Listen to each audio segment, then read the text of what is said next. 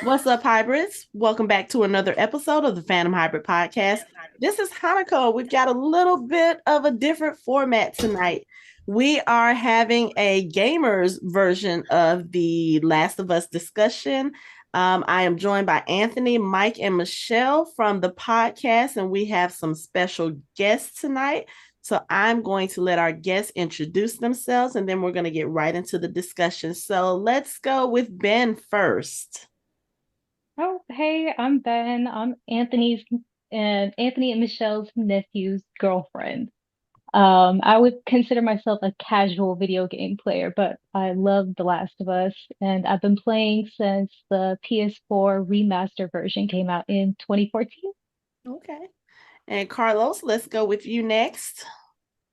I'm Carlos Rodriguez. I've been playing video games since the Atari was released, and I play all kinds of games from multiplayer, single player.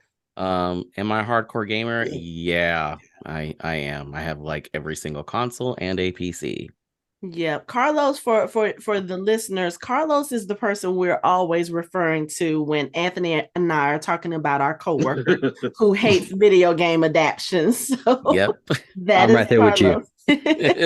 And last but not least, let's go with you, Jason. Tell us a little about yourself. All right, what's good, everybody? It's your boy Jason Craig, or you may know me as the friendly neighborhood dreadhead. I'm the host of the Bring the Popcorn podcast, and Hanako is one of my close podcast friends. Really cool person, and did something with Michael that was also fun. Boom, Yeah, that was dope. Boondocks, paying respects. But yeah, I'm happy to see everybody and talk to everybody tonight. Cool, cool. So let's get started. The Last of Us, as everyone knows, is an adaptation of a I hear it's a very, very popular video game. And most of us on the podcast, actually, I believe all of us that have discussed The Last of Us this season have not played the game. So I thought it would be interesting to get some gamers on the show and talk about how they how they liked the show or didn't like the show from a gamer's perspective, as far as what they did. Carlos, I'm going to go with you first because I know how vocal you always are about video game adaptations. And literally, after the first episode, he walks into my office and he was like, "This is how a video game adaptation is supposed to be." So, Carlos, tell us about your TLOU gaming experience, and then tell us what you liked about the show. Why was it that this was, I don't know, the holy grail for you? Yeah, it really was because when I hate video game adaptions, let me tell you, oh no, like especially live adaptions. I'm warming up to the animated ones, especially after Castlevania. But yeah, this did it for me. Like from beginning to end, this cooked me in the first episode. They just seemed to get it right. They cut out the things that should be cut out in an adaptation, and they made sure that the heart of the story was there. And sometimes they even did it better. Sometimes they even did the story better. But I was just impressed in that first episode. Like I it almost felt like I was playing the game, getting the same emotional impact. Because a Mm-hmm. lot of people think that video games can't give you an emotional impact in a story. But The Last of Us was one of those games that really, really did. Like, I mean, you saw it.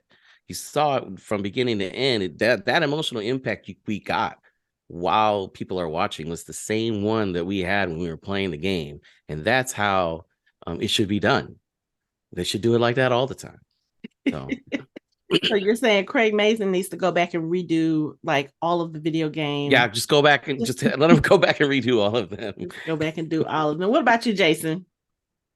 Well, for me, like Carlos, The Last of Us, it holds very near and dear to my heart. This was actually the game where I said, you know what? This is the pinnacle of storytelling right here is that game. That's the game showed me and a lot of people that video games can be mature and tell amazing stories, but also still be fun and engaging. And when I saw if y'all ever watch the show, I was one of them was like, oh, they gonna just mess it up like everything else. Like it ain't gonna be like it ain't gonna be good.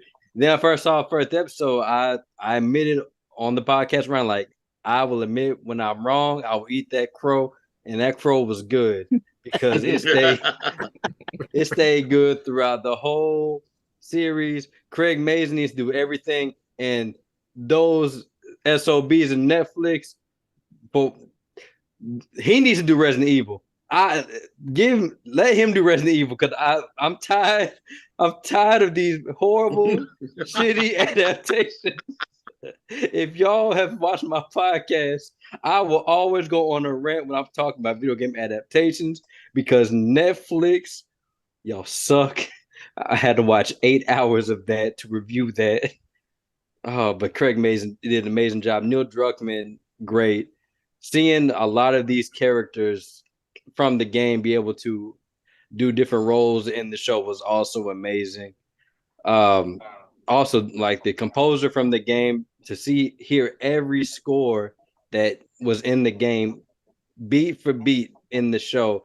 I was like, this is how you do it. And for everybody says it's hard to do a video game adaptation. Like, no, it's not. There is a legit script for you to follow and story beats. Only thing you gotta do is just take the gameplay out. It's not that hard, Hollywood. It's not that hard.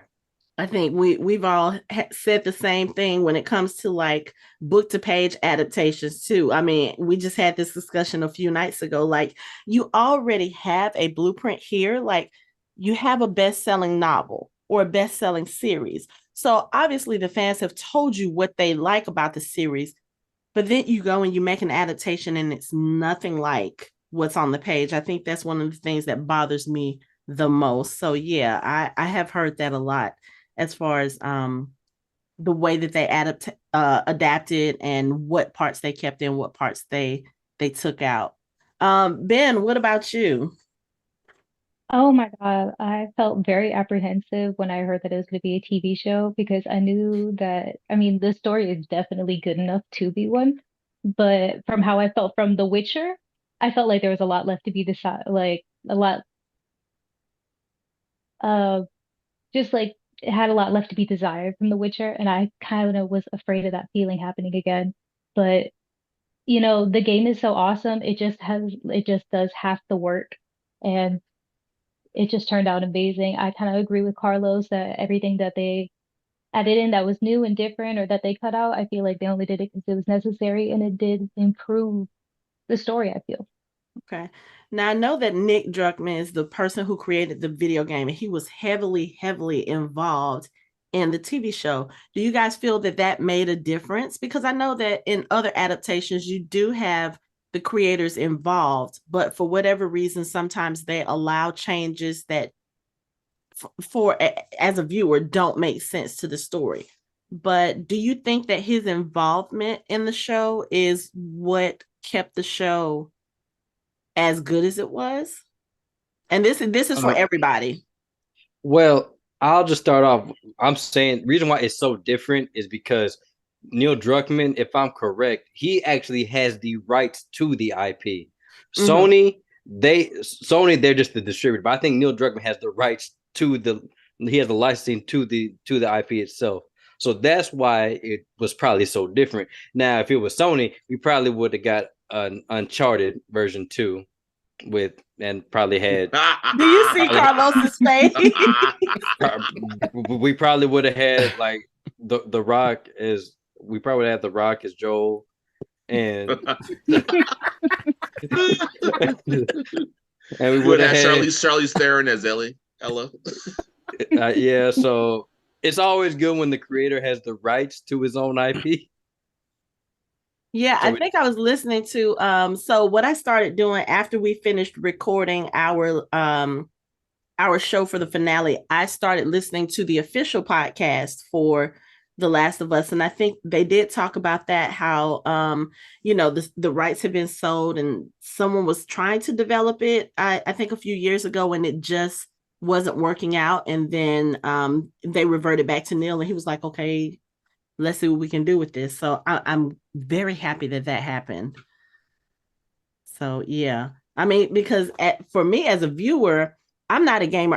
I just don't have the time. But this story, and then also listening to that podcast, listening to Neil and Craig talk about how much that story means to them and just the care that they took in adapting that story for the show and the decisions that they made. I kind of want to play the game now, but I don't have the time. Look at Michelle. First of Michelle's like, all, this person, I'm an Xbox player, right? So I've been You used to be asking PlayStation. Okay. for an Xbox Series X for a long time. A long time. So this show comes on. I really want to play. So now we got a PS5, right?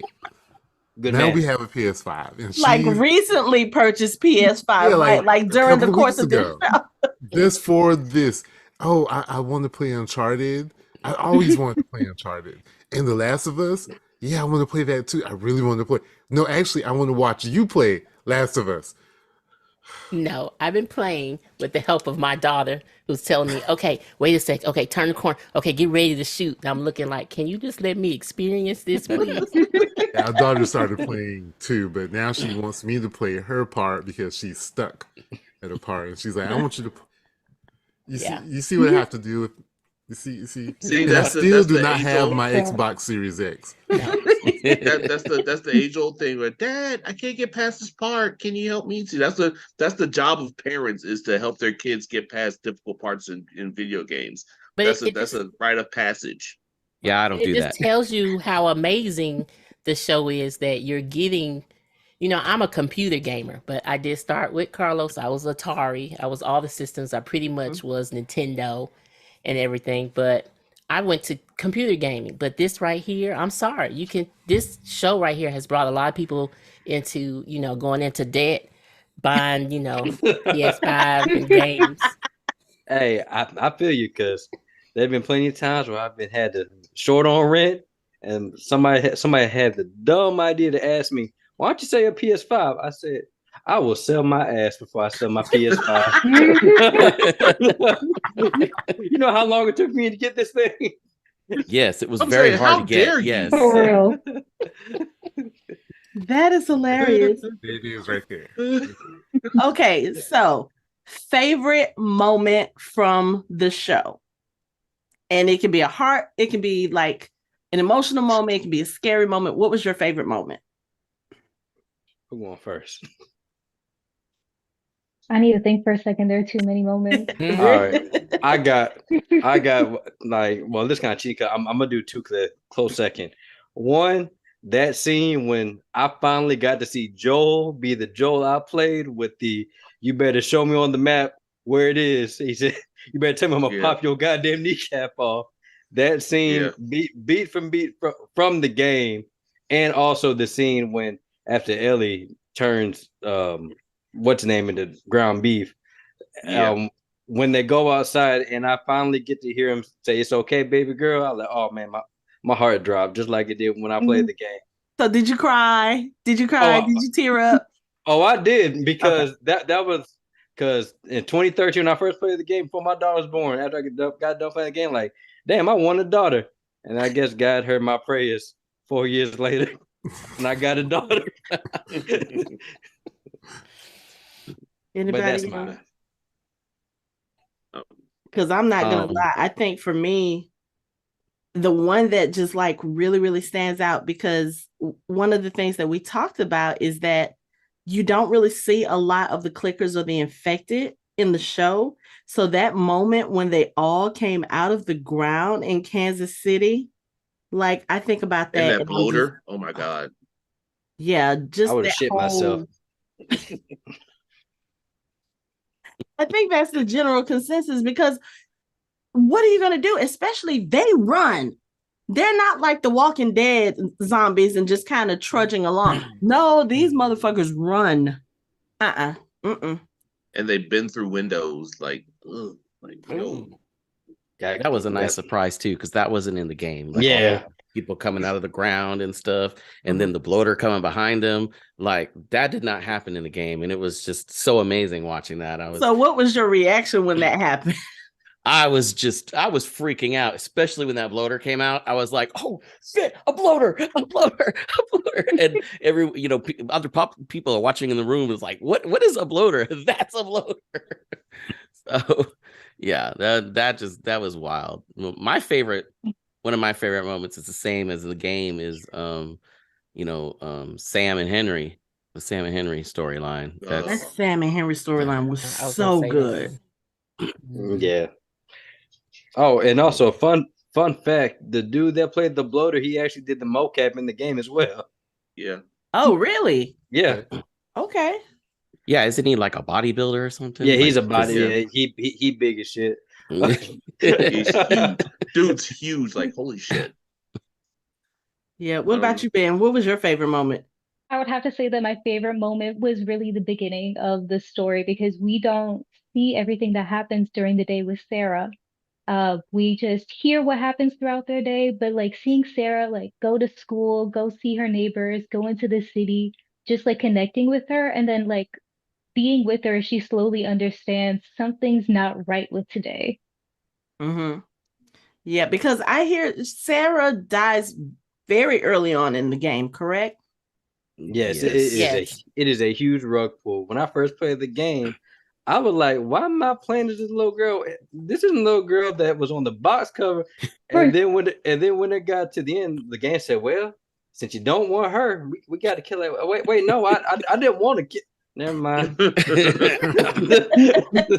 I had to take a break after that scene. I literally cried Yeah, when I played it. Mhm. because if I'm mistaken, I think that was the first game I've seen to actually kill a child on screen.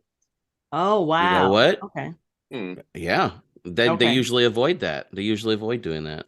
Yeah. So they just stabbing you in the heart in the video game, and then they just made it 10 times worse for the show because that was a It's hard scene to watch.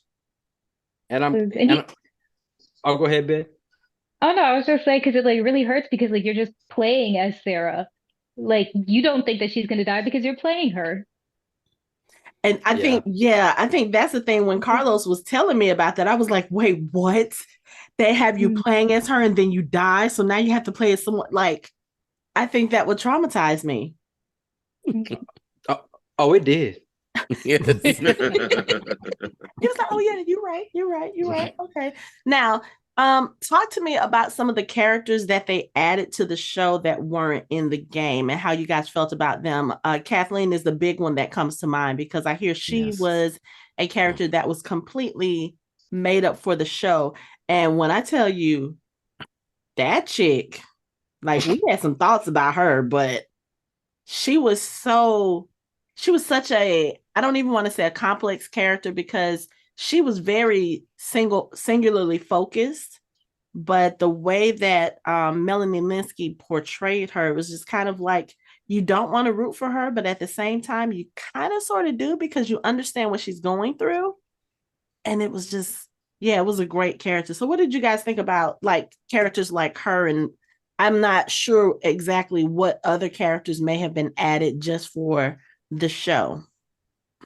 Well, one of the things that I like about this TV show is while the story is Last of Us Part 1, it really is done in the style of like Part 2, where you get to see like other people's perspectives. Because Kathleen, there was no Kathleen. We played the whole game as Joel and Ellie, and that's the only perspective we got. Okay. Whereas in The Last of Us Part 2, you get a little bit more of everybody's perspective. And though that group that Kathleen was working with in the game, they were just bad guys you were killing. That's it. That's all that they were. They were bad guys. We didn't know anything about this, too much about their story. We saw a couple of hints here and there, but we didn't care. They were bad. We're gonna kill them all. And it's so that it's like they learned from the game and just added that aspect into the series. Okay. Yeah, like for me, I think Kathleen is I think she's the only one that's not from the game just because instead of being in Kansas City, you're in Pittsburgh. I don't know why they changed it. But in Pittsburgh, like Carlos said, it's just nameless NPCs, but like he said, they pull from the second half where the people you're killing, the game punches you in the chest, like, no, you're not a good person.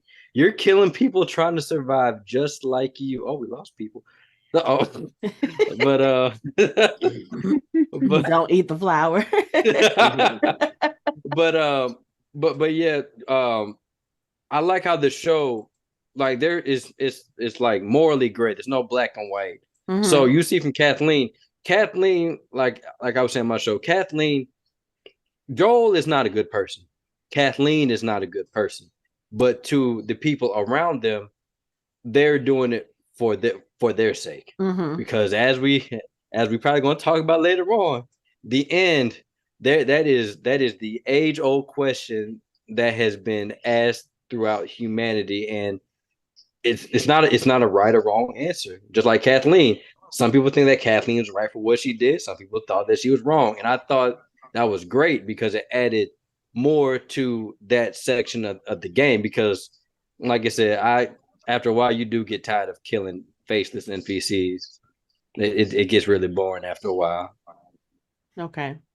So you get a chance to connect with her and then kind of emphasize. So yeah, I think that was the good thing about not just her character, but you also see this with Ellie and Joel. Like you said, a lot of times when we see shows, they do try to focus on, okay, who is good, who is bad, and trying to, I guess, convince you one way or the other. And this show makes no qualms about that. Like from the beginning, we know that Joel is a person who has done bad things. And, we can always look at it as, oh, this is a trauma response to losing his daughter. He's cut himself off and he's made himself hard. But there are certain things that I feel like, I don't know, you shouldn't cross that line. And it seems like Joel's character had no problems crossing that line for whatever reason.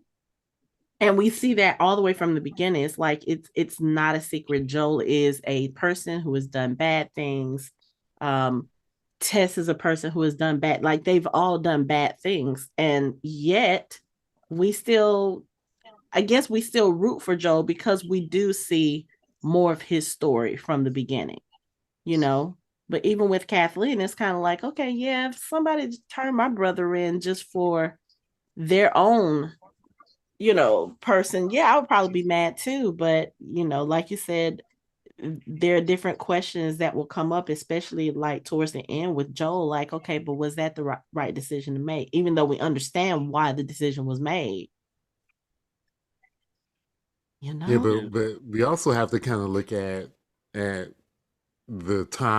like not the time period, but like the environment they're in.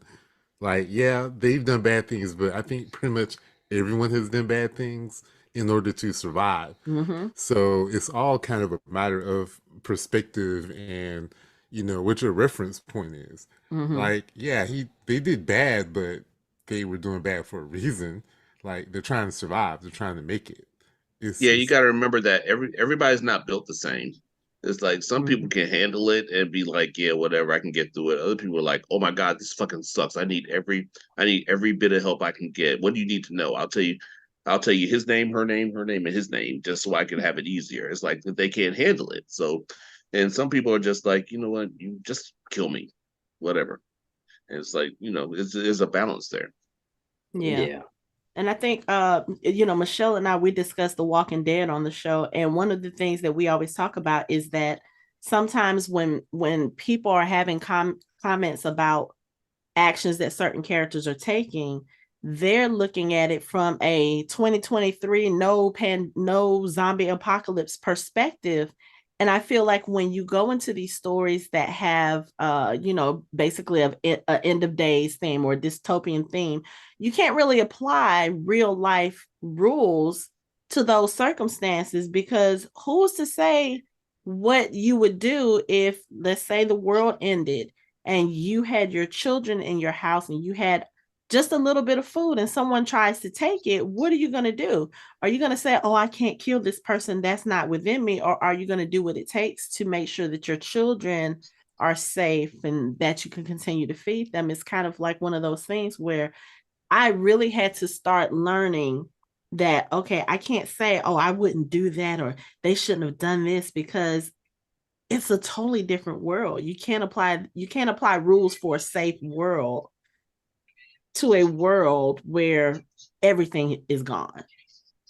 Yeah, Yeah. we have a word for it called presentism, dealing with history, where we're applying today's morals and ideas to past events. Mm-hmm. And, you can't do that because you have to look at it from the perspective of the people at the time, Yeah. not the perspective of us here. Right. Yeah. I get it. I'm trying to survive, so I'm killing some people. I'm sorry.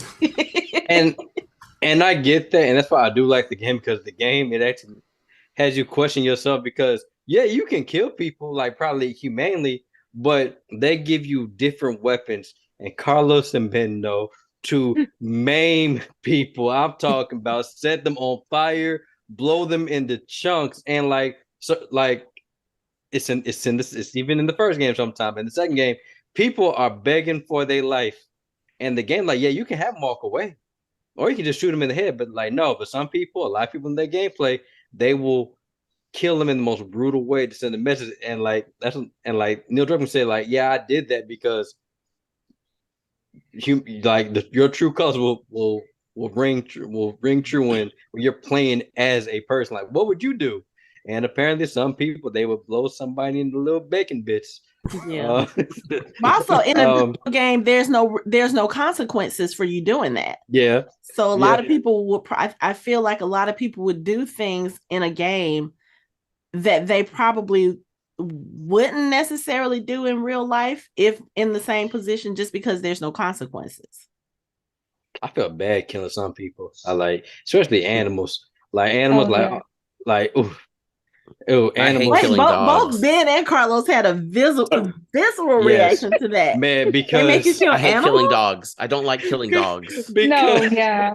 because there's a part in one of these games where there's dogs that sniff you out, like in the show, and I forgot I put a pipe bomb down, and the dog ran over it. All I heard was Oh, Yeah, hearing that is Yes, so... I hate hearing that.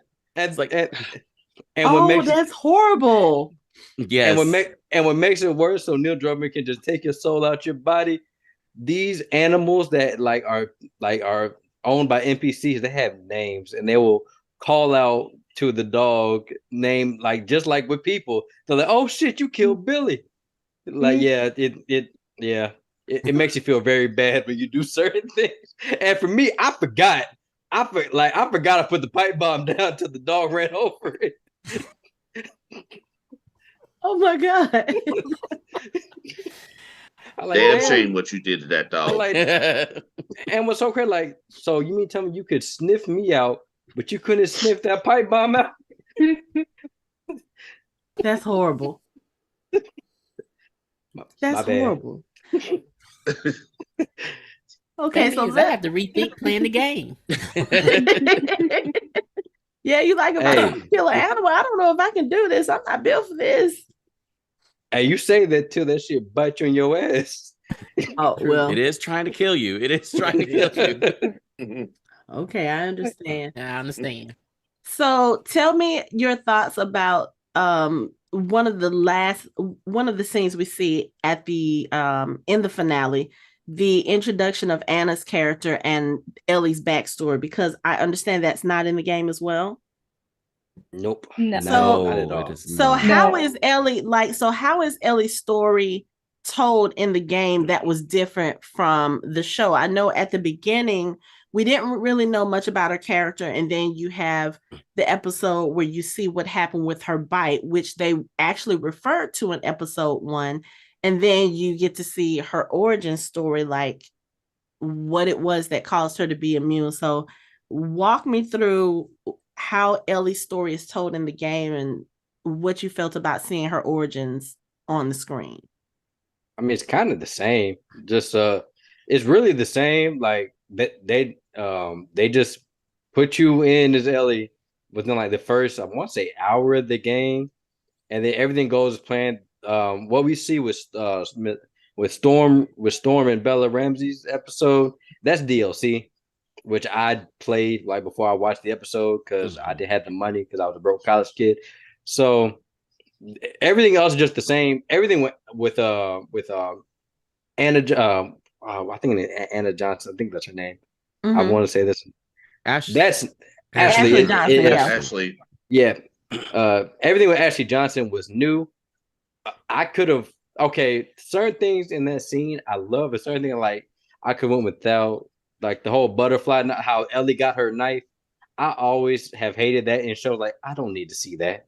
I don't need to see how Ellie gets her knife. But it was nice to know that even in birth, Ellie was a fighter, and I thought it was fun. Like, wow, you got attacked so hard that you didn't know you birthed the baby.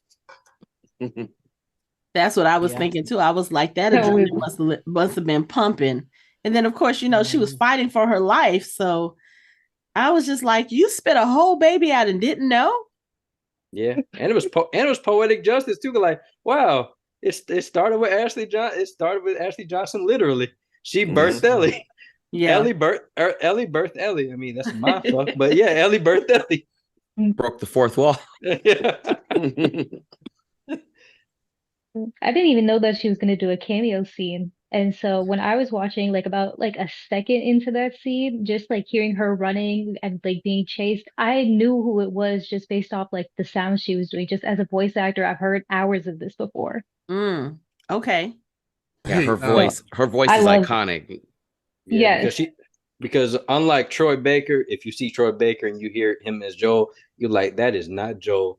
But Ashley Johnson, most things that she doesn't really morph her voice. It's really just her voice. So people automatically know who Ashley Johnson is by just her voice. Okay. how did you guys feel about all the cameos Oh, from different voice actors? I would love Loved it. them. You I would loved like. it, yes. I would like, and it's not, and they didn't stop the story, put the Mm-mm. camera dead in their face, like look who it is. It felt natural, and I'm like, that's how you doing, Resident Evil. That's how you do it.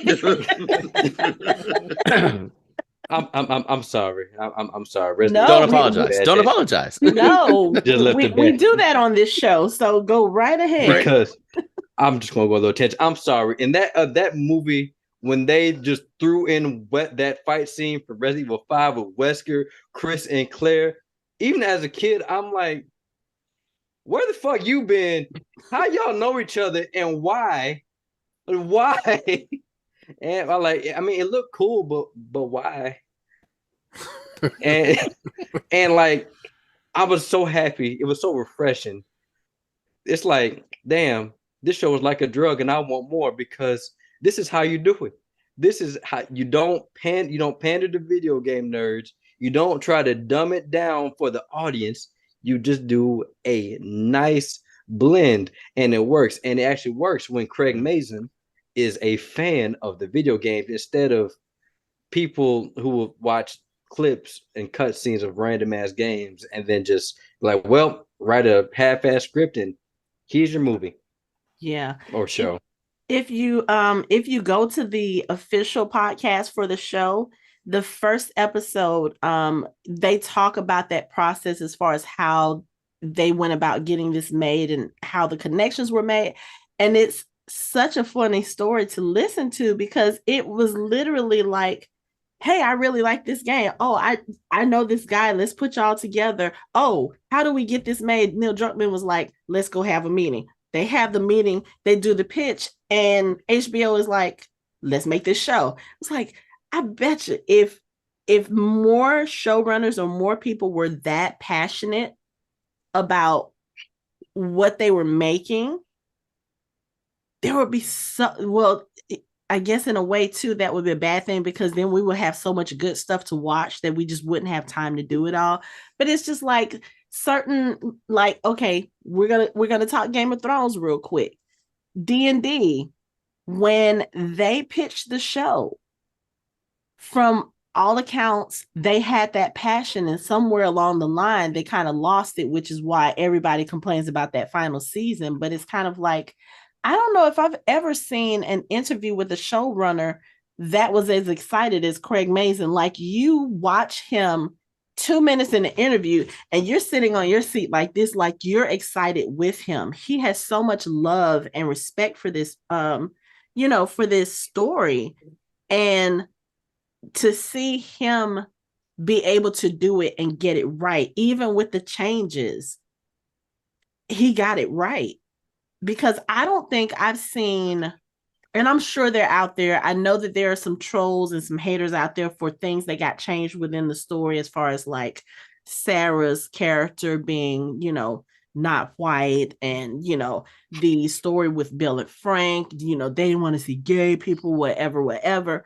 But he did a great job. And it's because of the love he has for the story. But that's not always necessarily the case, because I talk about The Wheel of Time. If you listen to the guy who pitched that show, he sounds excited about it. He loves it and blah, blah, blah. And then he makes up 85% of the show. Like, he loved the money. That's right. it. I think there's a difference between loving the idea and being passionate about the idea, and then you have a different vision of how you want it to go. Where here it seems like Craig he had an idea, he had the passion for it, but he had the passion for the actual thing, and not just the idea of it. And I think that makes a difference. Yeah, and also I just want to just address the people that did not like the gay stuff. Anytime anybody does that, look, I hate to break it to all y'all who said these shows are making my kids gay. I'm gonna tell you right now, Lil Johnny gonna like dick. He gonna like dick regardless. A show is not gonna make him like dick. I'm sorry, that is not gonna happen. That has never happened.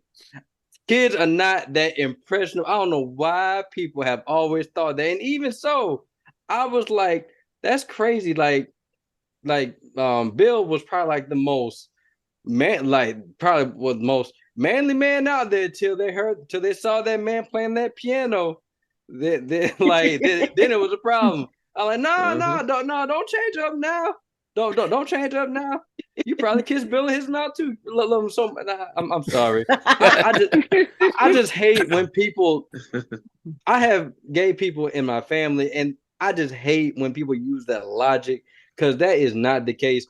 Gay people are people just like you and me. They just live a different lifestyle, and it didn't change the game or the show. Because even in the game, Bill and Frank were gay. They didn't outright say it. And to be honest, I like this version of Bill and Frank, because the last time I saw Bill, I saw Bill. He was an asshole. Yes. Frank was a goddamn ceiling ornament, and they hated each other before his death. So I like this version, and I don't even like romantic shit like that. Like, I like, damn, I'm invested. So yeah, man, fuck y'all. Not y'all, but not y'all, but the homophobes. I'm sorry. No, but that's okay. We co-sign on that. We co-sign on that. Yeah. I was like, but you're right. Like, people online who played the game were acting like Bill and Frank were never gay, and I'm like, did you pay attention to the game at all? But some people don't get that nuance. I'm sorry.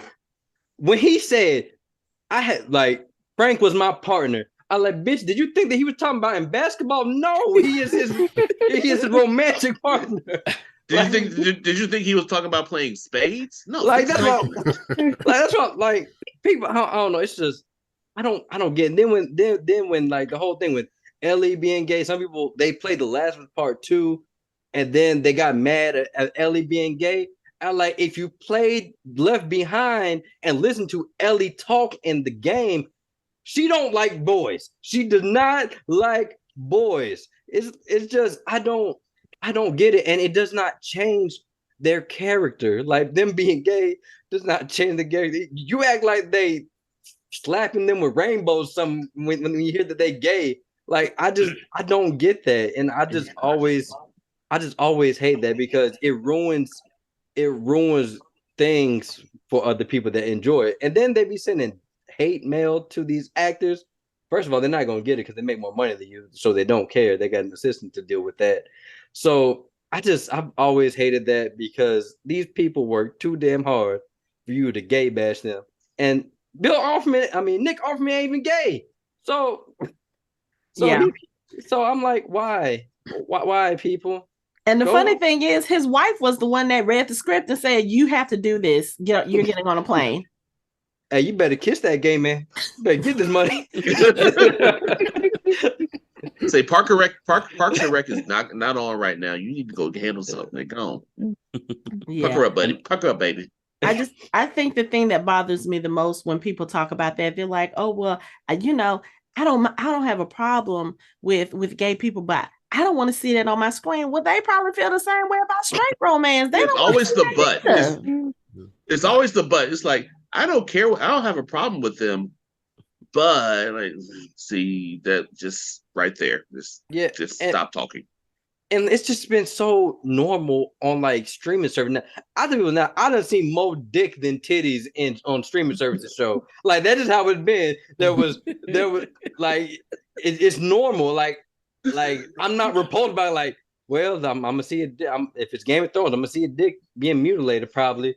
Well, if it's Reacher, I'm gonna see somebody's dick. Like it's normal. It's everybody has genitals. You might see a man's genitals, you might see a woman's genitals on screen. That's just how it is, people. Go watch Teletubbies. You won't see none there. Those same dudes are also watching porn and they don't realize they're seeing just as much. Exactly. They're seeing anything else. Yeah. Exactly. And if anybody said they just watch lesbian porn, y'all lying. I'm sorry. Y'all lying.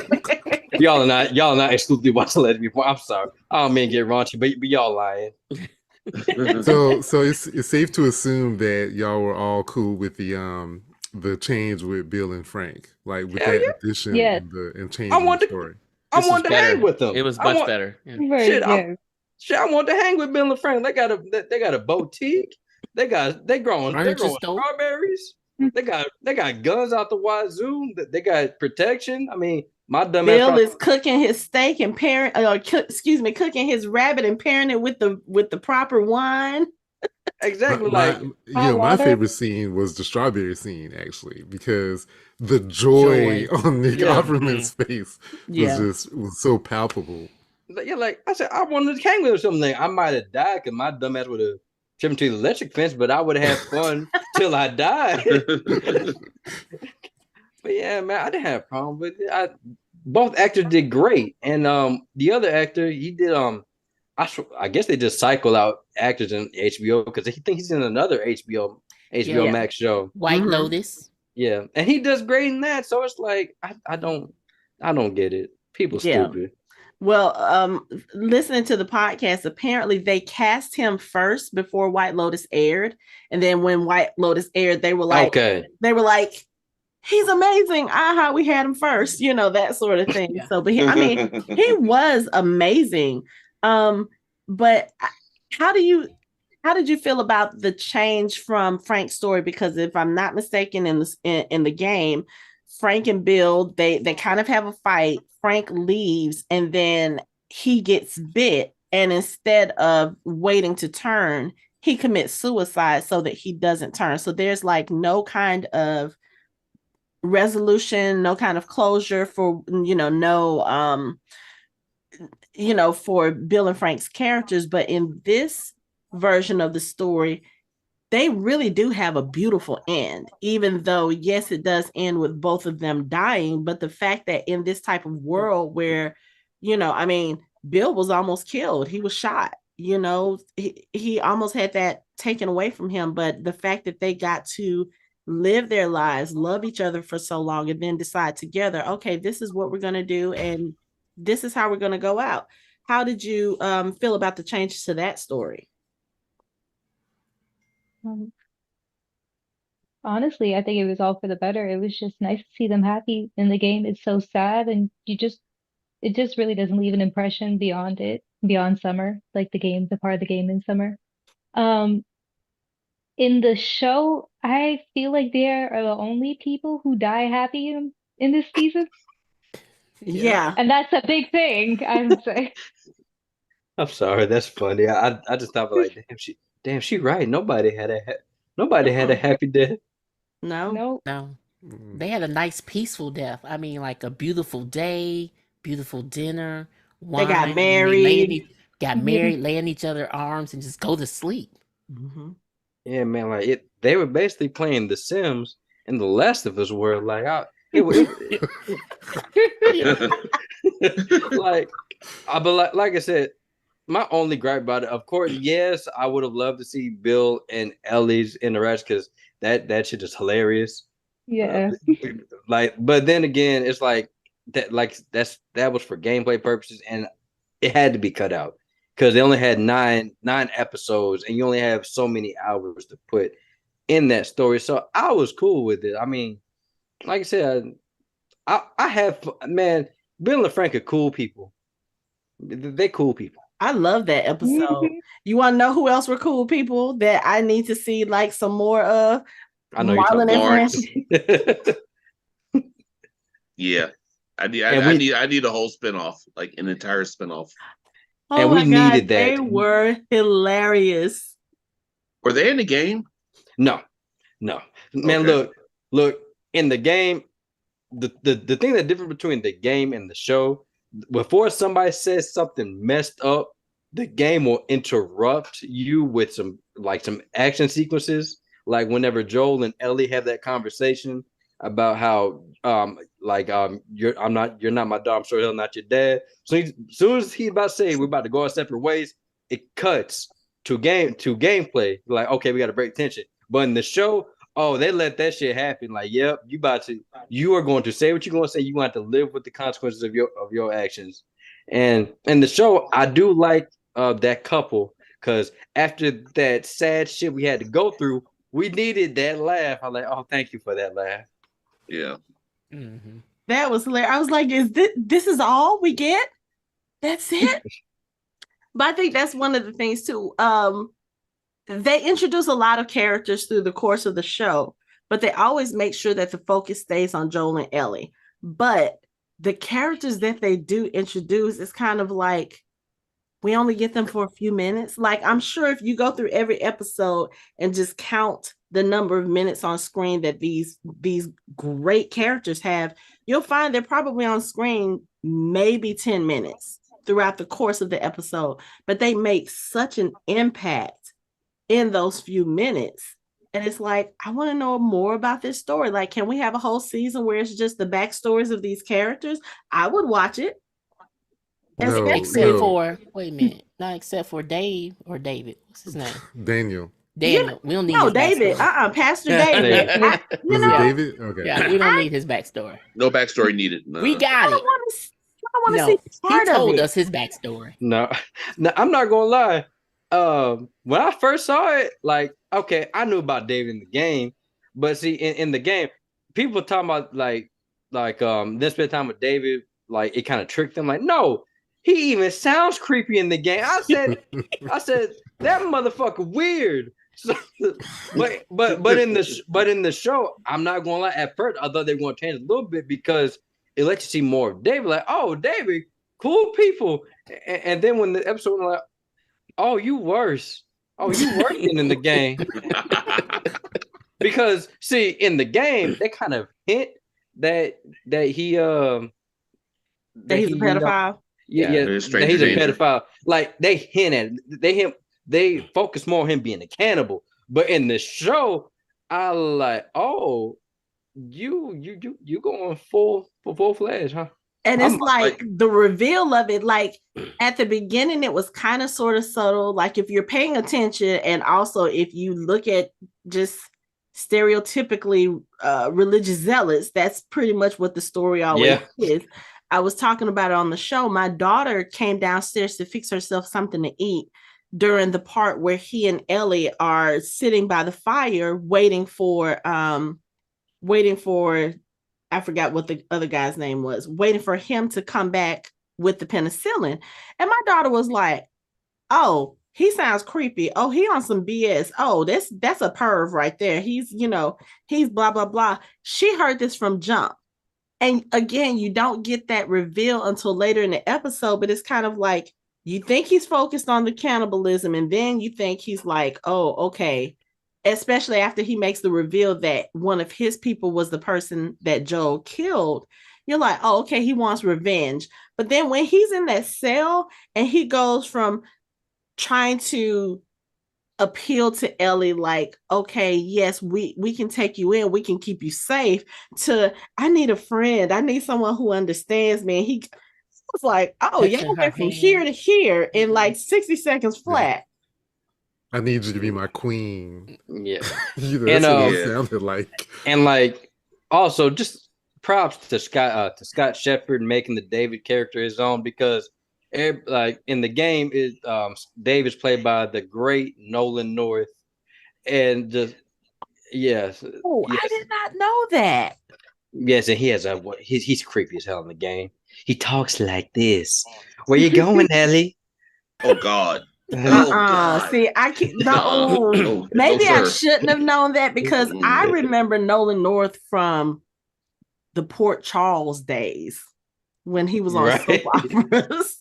So, oh, I don't know if I want to know that information now. Can you take that back so I don't invent I it can't. when I see Nope, it? nope. It's in your brain now. But like, kudos to Scott Shepherd for making the David character his own, because he did a really good job. I know a lot of people don't like seeing, like, violence or like an insinuation of violence towards children.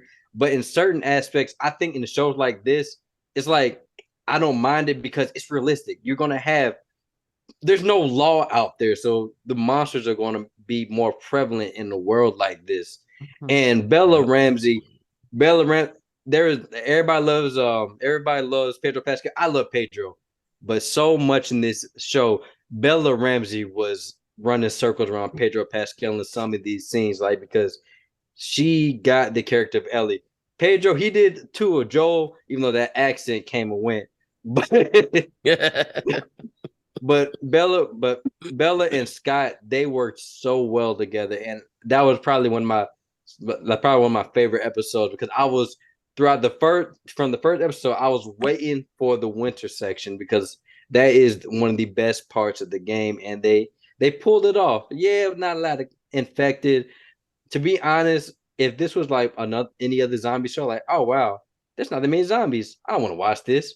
But but um but then I realized The Last of Us, it's not about the infected. It's more about the human element. It's about the relationships that people build, and the one that they build and break. That's the heart of the game. And that's why the game and the show tells one of the greatest stories, in my opinion, because it takes a simple concept that has been done since the 20s.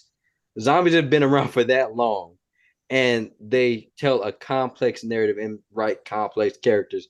I just want to hug Craig Mazin.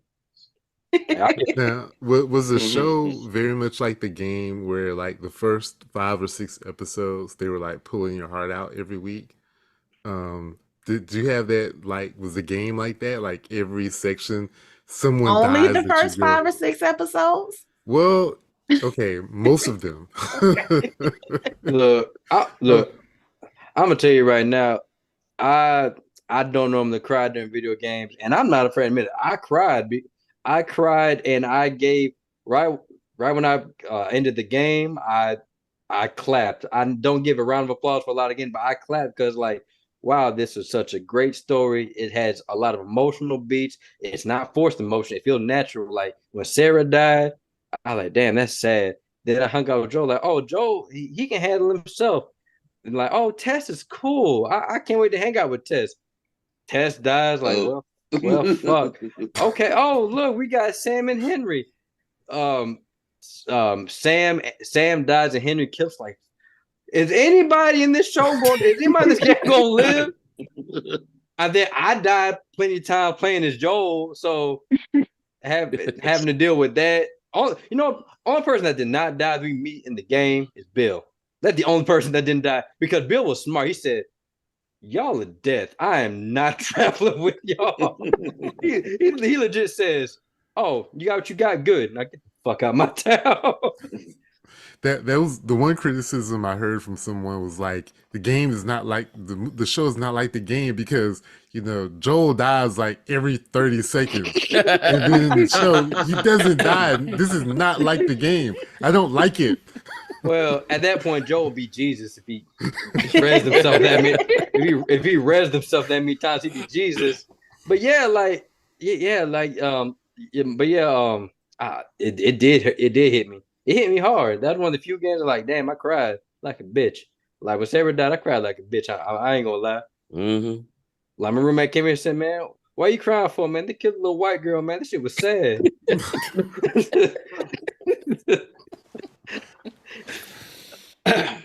Oh goodness. Okay, so you mentioned relationships and you mentioned about, the making and breaking of them. So let's get to this last episode and talk about the decisions that Joel made in saving Ellie.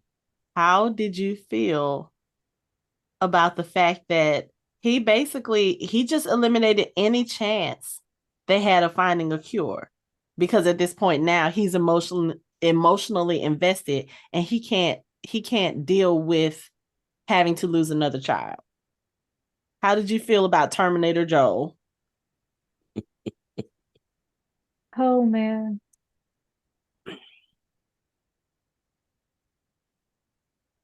Anybody? I ain't gonna. I guess I'll go. I'll try to let It was a somebody else go pause. first. I'll try to let somebody else go, but I'll go first.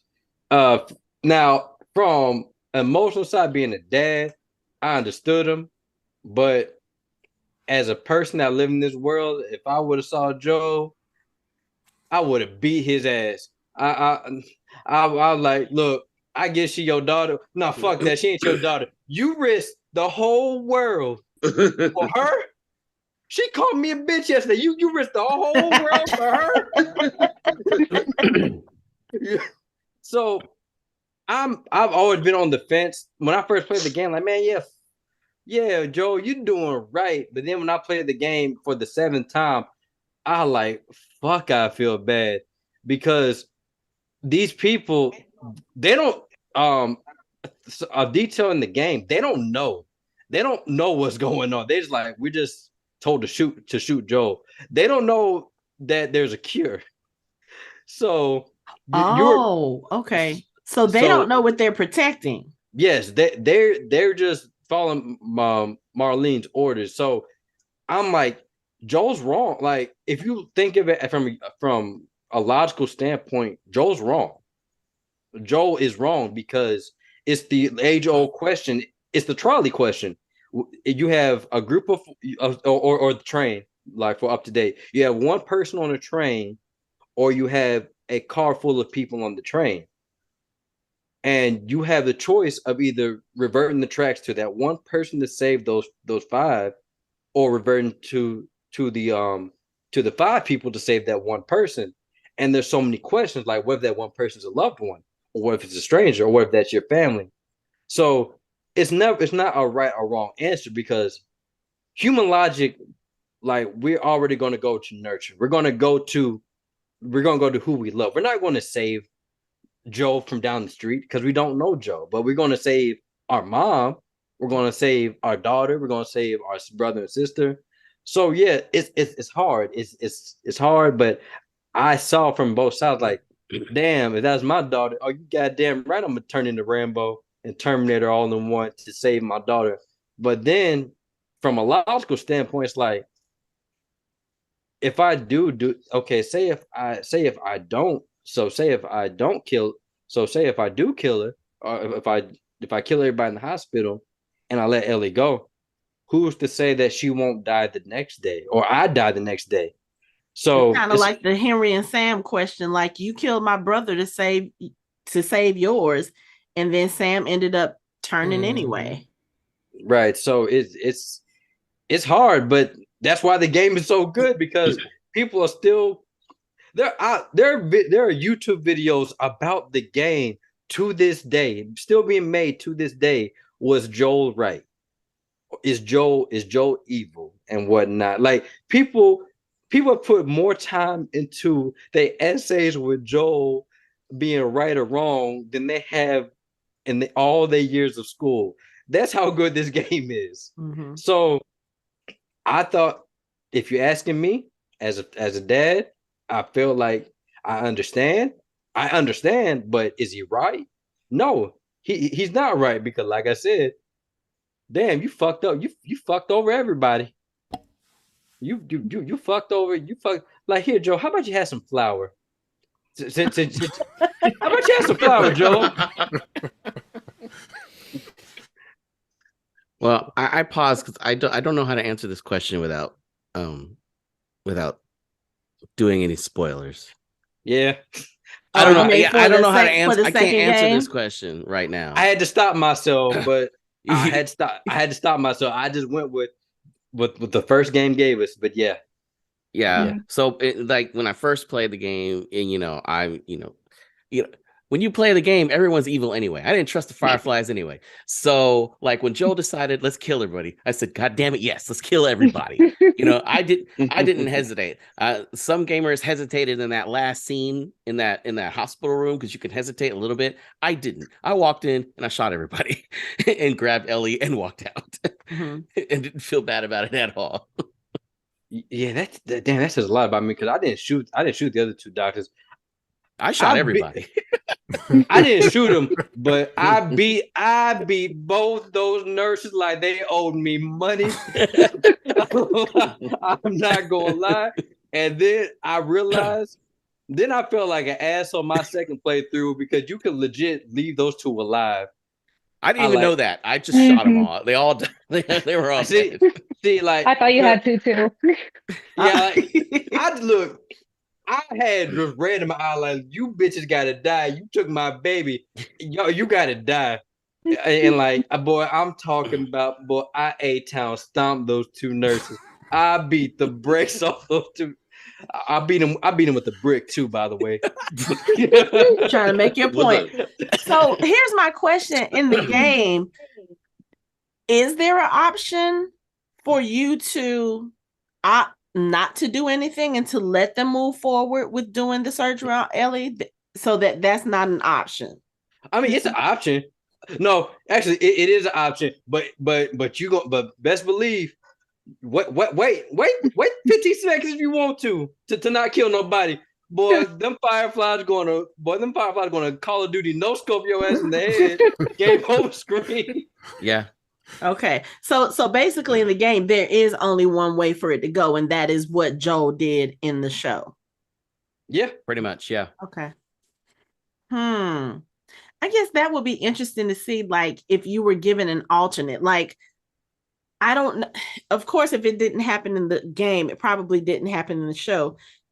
But I would love to see an alternate version of what would have happened had they gone through with the surgery, or like we discussed on our show.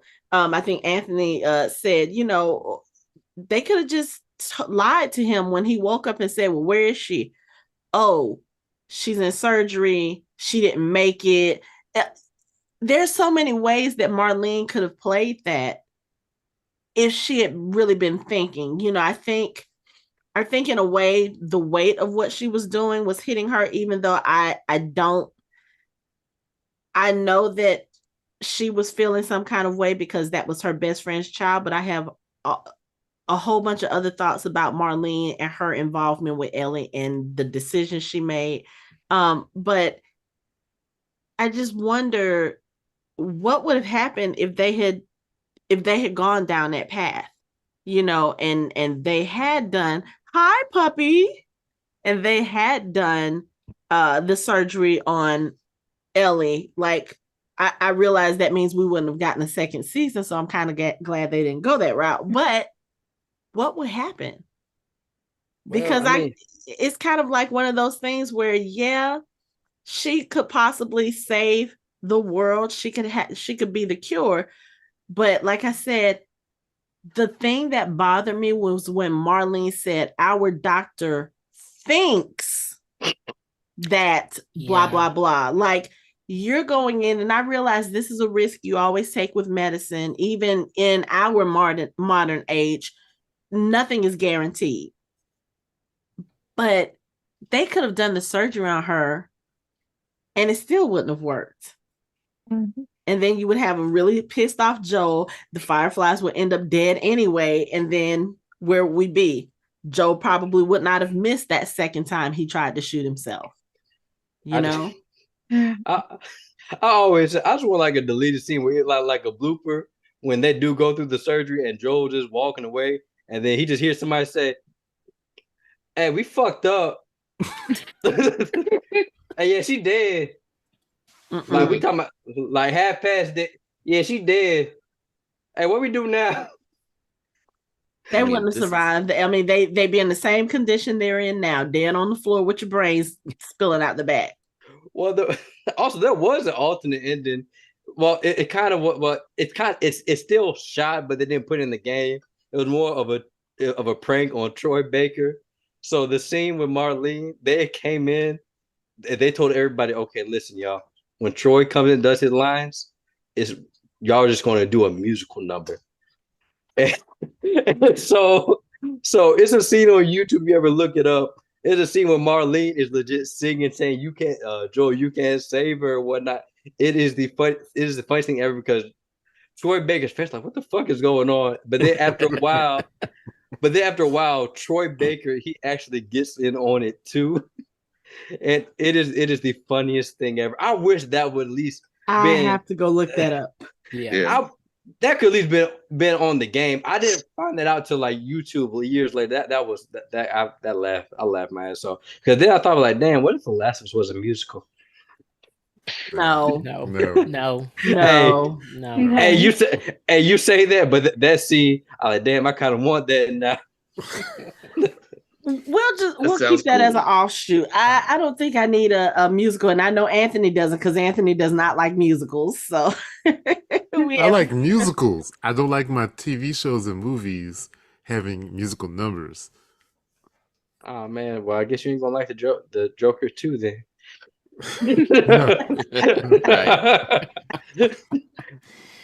So if we think about okay, maybe he did the wrong thing by killing everyone in the hospital and saving Ellie.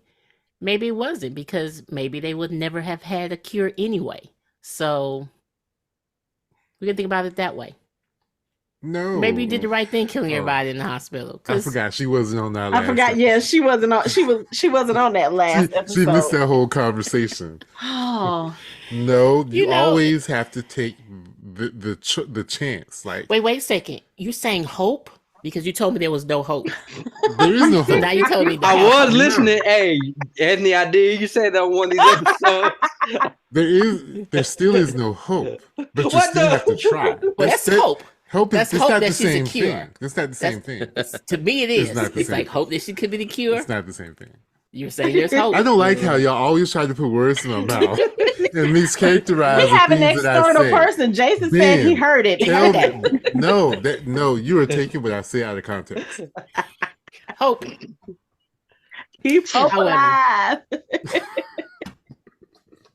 But I don't know. I want to be with you too. But yeah, I just feel like what Joe did was not right for the simple fact of he went down that hallway indiscriminately and just was killing. Yeah. I'm going to tell you why Joe is in the wrong. Because he could have just immobilized them. There are ways for you to immobilize somebody, but he said, nah, I want to make it hurt. I want to make it hurt. Just like that kid in the 4th episode. We were talking about my podcast. That was Joel showing how that was old Joel showing up because when I tell y'all, I felt so uneasy whenever you hear a grown man crying for his mom, I felt so uneasy. And the thing was, Joel, he's only saves face in front of Ellie, but whenever Joel's not around Ellie, we see how Joel get down, popping kneecaps off, stabbing, beat, using somebody's face as a piñata, murdering a whole hospital. Yeah, Joel creative. Joel. Well, I think Joel was trying to avoid people coming after him. Because he knew how it is. I'm gonna tell you right now. Hey, you turn my leg into a goddamn tube of toothpaste. I'm gonna stop fucking with you. You ain't gotta kill me. Turn my leg to Some like people Going back don't to have business. that common sense. Yeah, I'm like, I'm not messing with you. I'm black. I got that common. Hey, if he is strong enough to turn my leg into a tub of toothpaste, I know I ain't supposed to fuck with him. Even the suggestion of it, like I'm like, yo, you're good. I don't know. Okay, I, damn, chill. like the fact that he knew how to pop on my kneecap, I said, you know what? I'm good at math. I'm gonna go try to teach people math in this apocalypse. I'm good.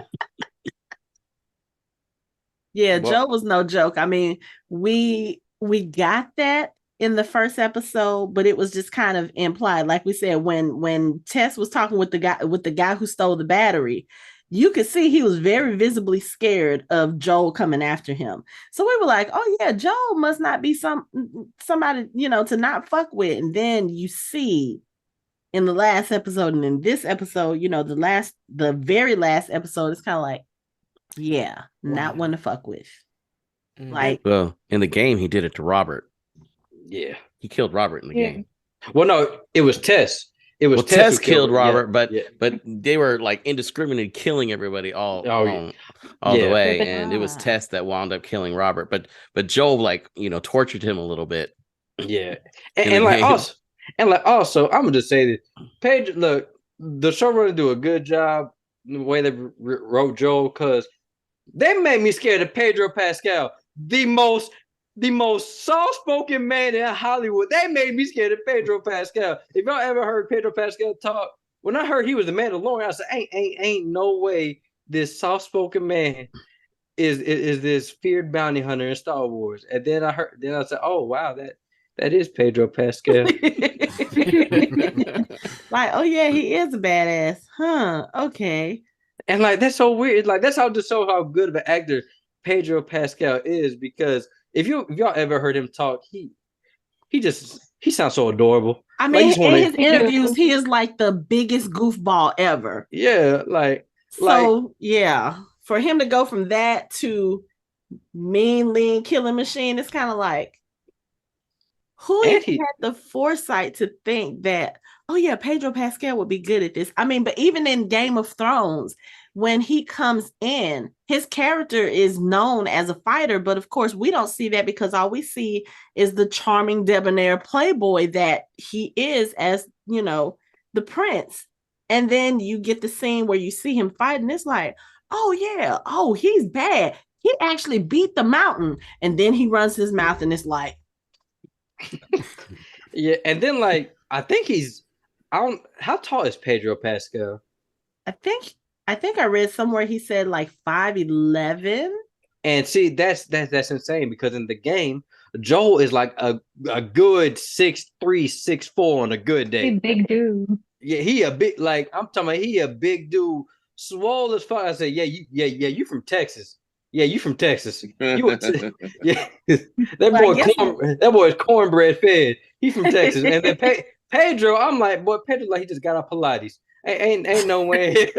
Ain't no way. Like, that's why I'm so skeptical. Kind of like, Pedro Pascal, really, Pedro? But he has that presence about him. When he is in character, you fully believe whoever it is that he's supposed to be. You believe it. Like, he may not be like a big bodybuilder, but the way that he carries himself as Joel, you can look at him and his facial expression and be like, I ain't fucking with you. Nope. Let me go the other way and wait for you to go do whatever it is you have to do. Yeah. Yeah. He's great. He's brilliant. It's just like in the first episode when Sarah was tied up and they were like, oh shit, does he know about us?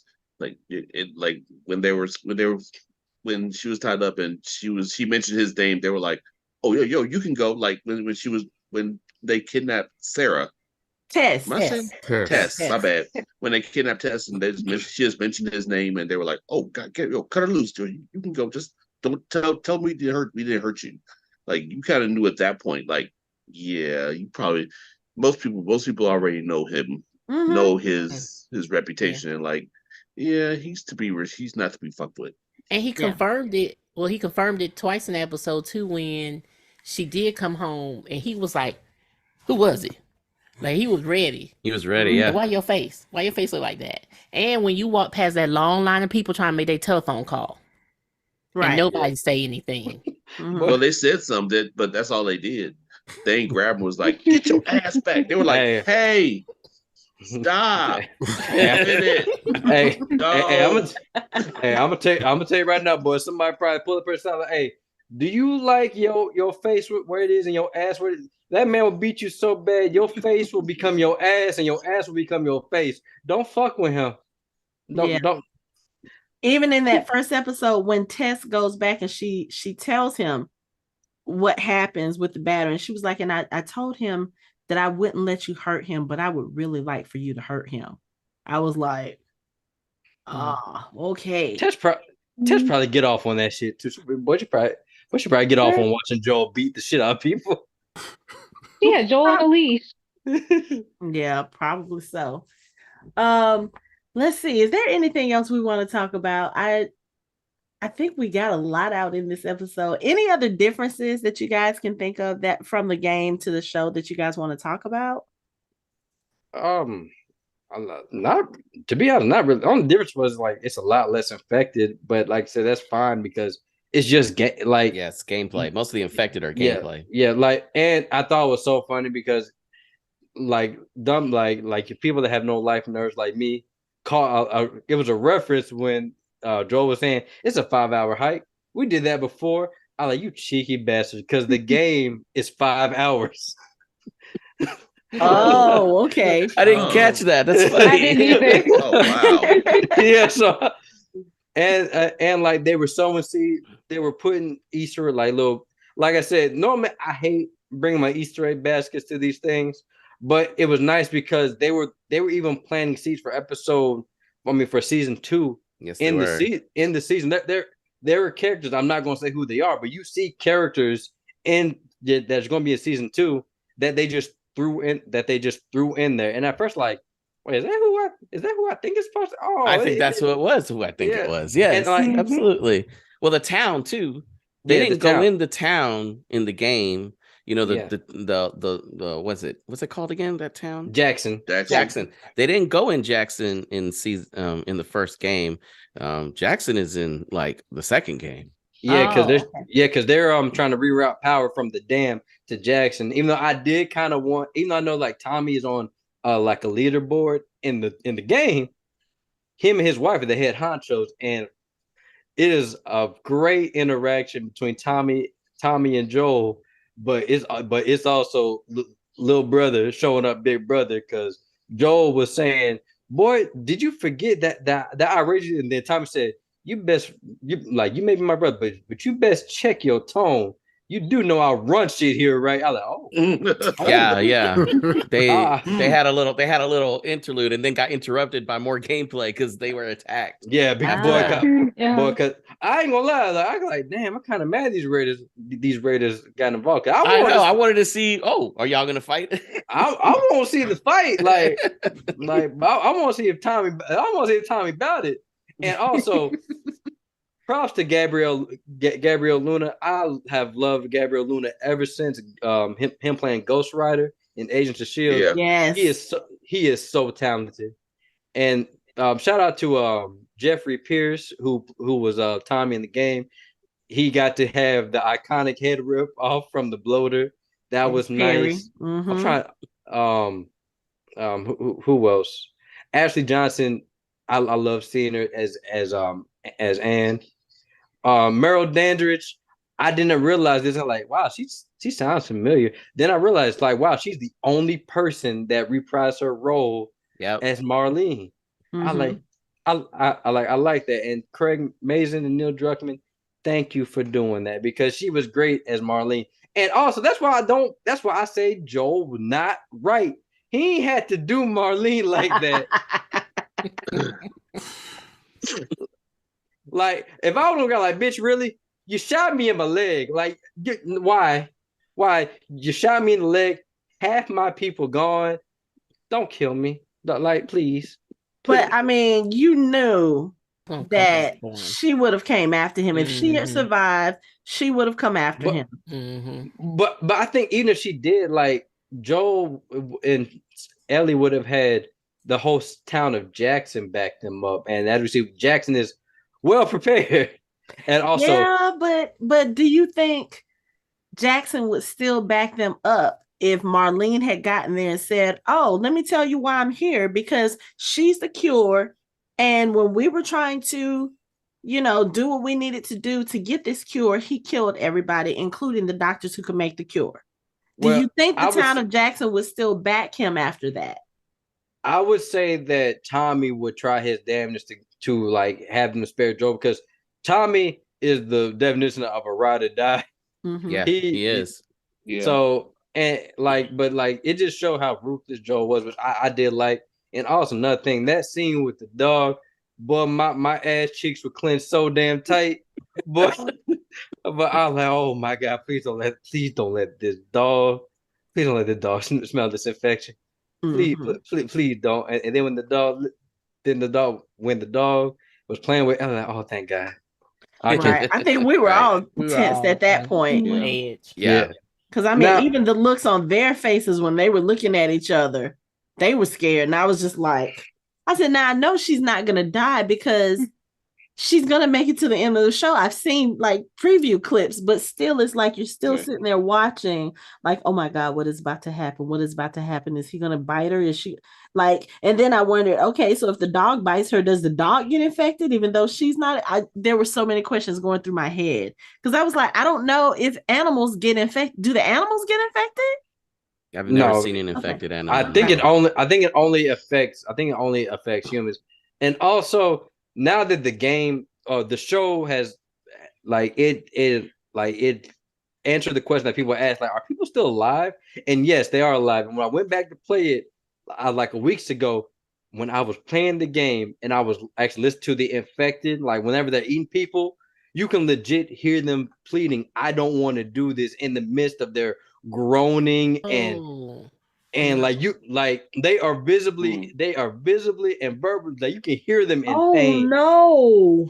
They're still alive in there until the And we figured that much, that they would be alive and present up to a certain point. Like, but that's horrible. Yeah, because I like, man, nah, the show just added that. Then when I heard some lady have her arms like this, like, no, I don't want that. I like, oh, uh, I never noticed that. Wow. yeah, like I noticed that on my seventh playthrough a few weeks ago. Like that sound like audible words of pain. I'm like, oh, that is, and like, damn, I've been killing these people in the most fucked up ways. At least I put them out of their misery. I mean, they look like they were in pain. I mean, but once you're a clicker, I think you're gone at that point because your head is legit a goddamn mushroom. So I don't think you're alive at that point. I don't know if we talked about this before, but like when it infects the insects, it infects the entire body except for the brain because it's emitting a chemical to make the animal hallucinate. Mm-hmm. Yeah, and I guess that's sort of similar to what it's doing to humans. You're there, you're just in the midst of a hallucination. Yeah, but you may have a moment of lucidity every once in a while. So don't do drugs, kids. Don't choose the flour tortillas. Choose the corn tortillas. Yeah, but oh my God. But yeah, like I said, it was great. I wish that Neil Druckmann would have worked on his other baby, which was Uncharted, because that movie was dog shit. And I look, Mark Wahlberg, they should have done Uncharted when Nathan Fillion was young enough to actually still play Drake. Yes, because the character he was literally made to play Drake. The video game was literally made for Nathan Fillion to play Drake. There's never been a more perfect parallel. I mean, they even did like a little short on YouTube, which was fucking awesome. It was amazing. Yeah, it was phenomenal. And I was like, see, I have to review these, so I had to pay money to see this. When they jumped out that plane, and when I saw Nolan North sitting on that lawn chair, said, "Oh, you jumped out of a plane?" I did that once. I looked at the screen like, movie, fuck you for putting the real Nathan Drake in this movie. and doing that dumb act. Look, I love Tom Holland. I love him to death. Hollywood is making people hate Tom Holland because they just putting him as everything. When Antonio Banderas said that dumb shit, like, yeah, I think Tom Holland should play Zorro. I said, what? What? Are you serious? They did say, yeah, we should go ahead and let Taron Egerton play Robin Hood. I was like, you are talking about Zorro the gay blade, right? And not Zorro, right? See, Zorro the gay blade is white, but no, don't just no. But yeah, and like I said, it's just we done had so many years of I've had so many years being kicked in my dick with these live action video game adaptations. Mortal Kombat 3 times, Resident Evil 35,000 times. I don't know why they tried Double Dragon, Dead or Alive, Tekken. Look at Carlos' face. Carlos was like, "Oh my god!" Super Mario, Street Fighter. They tried Tomb Raider several times, and the last one was just a copy of the game done wrong. But did you see Halo? No, fuck that. Because the minute I heard him say, Master Chief takes his helmet off, like, why? Why he take his helmet off? Why? Like because it was in Porn Stash's contract. He's like, y'all, they got to see and know it's me. That way I can get paid. I can put it right back on. And be like, all right, let's go. See, that's what it was. And like, it's just, I need everybody in Hollywood to take notes from this. Even you two, Star Wars, because I will never forgive for the book of Boba Fett. Boy, I hate that. What? See, I was right along with. Man, they made Boba Fett a bitch. Like, I was like, Mandalorian even had to come in his own show. Like, bitch, scoot over. Let me fix what you fucked up. Like, I just don't get it. This show just made me realize. I'm like, when people are saying, yeah, I don't understand how this is so good. Like, you want to know why? Because if you have a brain, the materials in front of you, there is something called a script that you can pull. And you can watch it with your eyes, or if you're blind, listen to the shit. Like, it's no reason why the video game adaptations are so bad. I don't need to see Lance Reddick play a Count Chocula / Blade impersonation of Albert Wesker. I don't need to see Jean-Claude Van Damme. Who did he play in that damn period? He was. Who was he? Who was he? That was Street Fighter. No, but who was he? Who was he played in Street Fighter. He played Guile. He played Guile. Why was Guile the main character in Street Fighter? Which is terrible. Because it was Jean-Claude Van Damme, and he was the actor of the day back then. Now, Ryu is the main character of Street Fighter. I will admit this. After like watching, like, I love bad movies. After watching it, I do find enjoyment out of it, just for some fact. When I read that Jean-Claude Van Damme was coked up the whole time they were shooting, I have a newfound love for this movie, because you can tell. Can you blame him? And then also, right, that movie is somewhat enjoyable. That shit in 2005 made M. Bison a real estate tycoon. I like. Wait, what? But see, I was mad about that too until I read that Raul Julia knew he was dying and he wanted to do it for his kids. So I was like, all right, fine. Man, whatever. he was having fun. Like, people having fun. The Mortal Kombat, they got me with that trailer. Like, oh, that actually looks like it's gonna be fun. Yeah, first 10 minutes of the movie was fun. Then they just dragged my face up. Which one are you talking about? The original Mortal Kombat or the new one? Like the new one, the first 10 minutes with Haruki Sanada, like, oh shit, this is gonna be good. Yeah, that was the first 10 minutes was really, really good. And then the rest of the movie was like, my son and I were watching this movie, and we got to the middle of the movie, and my son finally said, do we have to finish this? No, we do not have to finish it. I did not finish the movie. I stopped it. I fell the next 5 minutes. I fell asleep. I was like, oh, what the fuck? I watched the whole thing, and I was like, y'all, like, what?